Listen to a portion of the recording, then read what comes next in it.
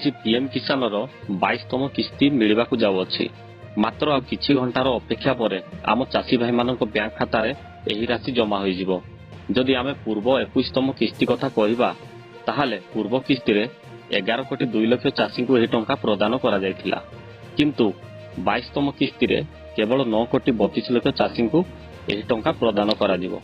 प्राय 1 कोटी 70 लाख एथर पीएम किसान टंका पाइबारु वंचित हेबे। ताहाले जानि रखंतु जे को भूल पई 1 कोटी 70 लाख चाषी मानकु एथर टंका मिलिबो नाही। तो दर्शक बंधु जदि चैनल रे नुआ करिथांती ताहाले चैनल को सब्सक्राइब कर दियंतु एवं वीडियो को गोटे लाइक कर दियंतु। दर्शक बंधु जदि आपनकर ई केवाईसी कंप्लीट होई नथिबो, लैंड सेटिंग होई नथिबो, बैंक डीबीटी होई नथिबो किंबा फार्मर आईडी होई नथिबो ताहाले एही क्षेत्र रे आपनकु आ किसान टंका प्रदान करा जिवो नाही। आपण चाहिए जदि टीएफएमएस पोर्टाल रे निजर स्टेटस टी देखि पारिबे।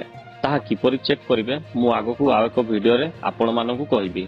वर्तमान आमे 1 घंटा अपेक्षा करिबा समस्त टंका पाइ सारंतु। सेथि मध्यरु जो चाषी भाई मानकु टंका मिलि नथिबो सेमानको गोटी गोटी करी स्टेटस चेक करिबा। सेमानको प्रकृतर किछि भूल अछि ना सब ठीक थाइ कि मध्य सेमानको टंका मिलि नाही।